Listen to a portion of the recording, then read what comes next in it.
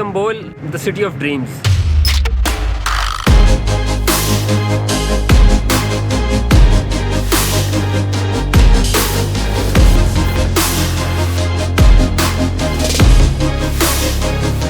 तारीख़ी शहर है और बहुत से नामों के साथ जाना जाता रहा है। इसको माजी में कॉन्स्टेंटिनोपल भी कहा जाता रहा, कस्तंतुनिया भी कहा जाता रहा, और ये दुनिया की बड़ी एम्पायर्स का ये कैपिटल भी जो है वो रह चुका है। सो इस शहर की अहमियत दुनिया की तारीख़ में बहुत ज़्यादा है। इस वीडियो के अंदर मैं आपको अपना इंप्रेशन दूंगा कि मैंने इस्तांबुल को एज अ शहर कैसा पाया।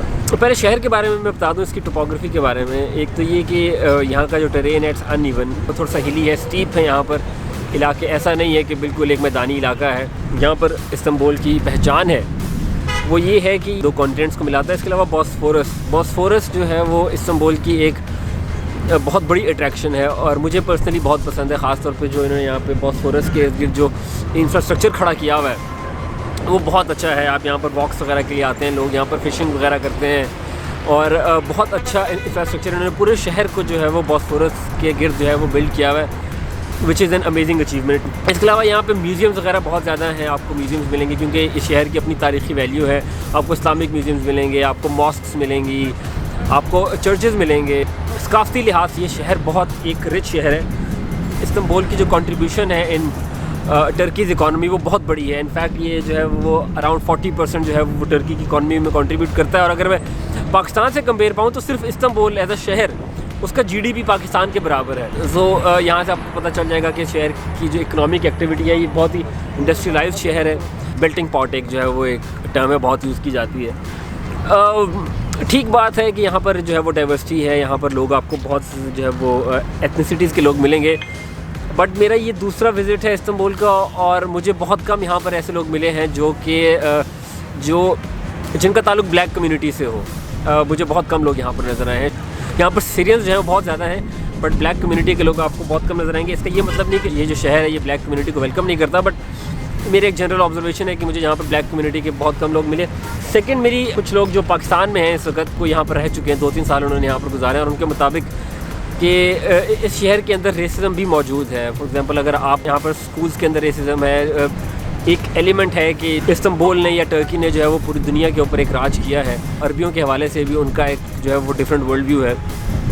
सो देयर इज़ दिस इशू। आपको जब इस्तांबुल के बारे में लोग ज़्यादा बात करते हैं तो आपको उसके पॉजिटिव एस्पेक्ट्स ही बताएंगे।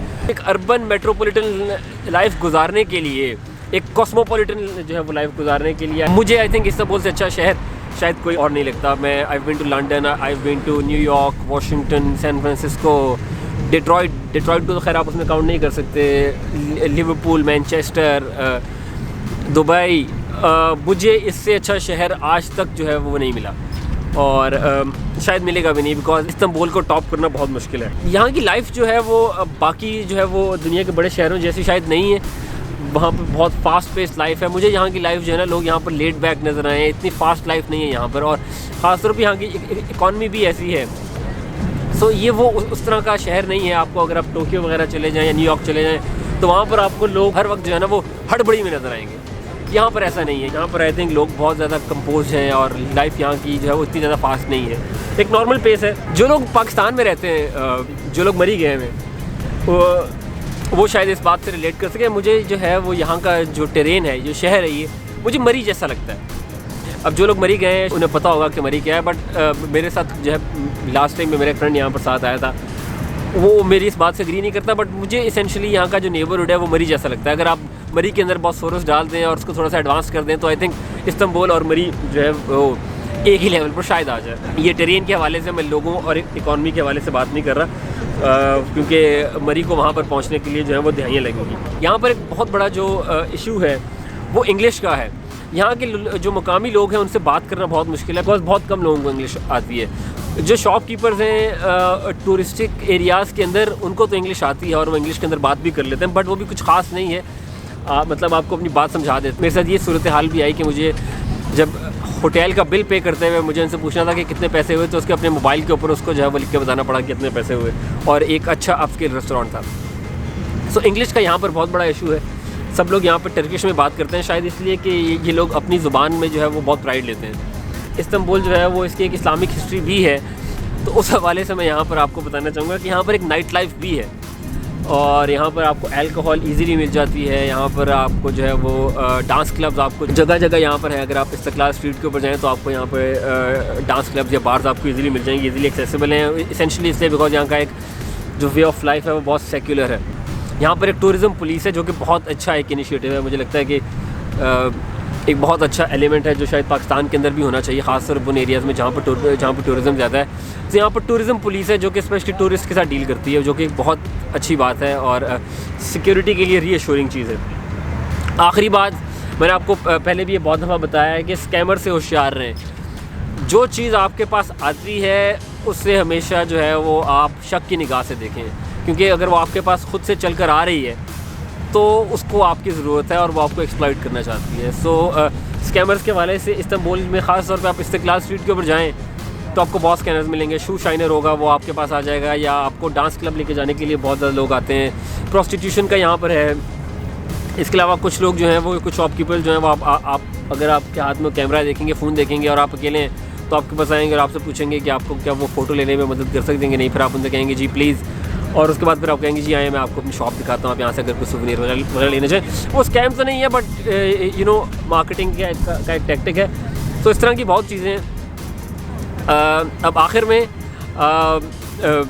मेरे लिए जो अहम सवाल जो मैं जिस भी नए शहर में जाता हूँ तो उस शहर को जब मैं एवेलुएट करता हूँ तो इस एवेल्यूशन का जो टॉप जो है वो बैरोमीटर यही है कि क्या मैं इस शहर में मूव होना चाहूँगा कि नहीं। टू बी ऑनेस्ट मैं बहुत स्केप्टिकल बंदा हूँ, बट फॉर मी टू से कि जो है मैं इस्तांबुल में मूव होना चाहूँगा, it's a very huge statement coming from me, because Istanbul is hands down मेरा फेवरेट सिटी है। और अगर मुझे कभी भी मौका मिले कि मुझे अगर अपना प्रोफेशन यहाँ पर आके जो है वो मुझे करने का मौका मिले, अगर मैं यहाँ पर आकर जर्नलिज़म कर पाऊँ तो मैं वो मौका कभी हाथ से नहीं जाने दूँगा। इसीलिए बिकॉज यहाँ का एक कल्चर है, यहाँ में इस शहर के अंदर एक अपनायत सी है जो शायद आपको बाकी बड़े शहरों में नहीं मिलती, जहाँ पर लोग अकेले हैं।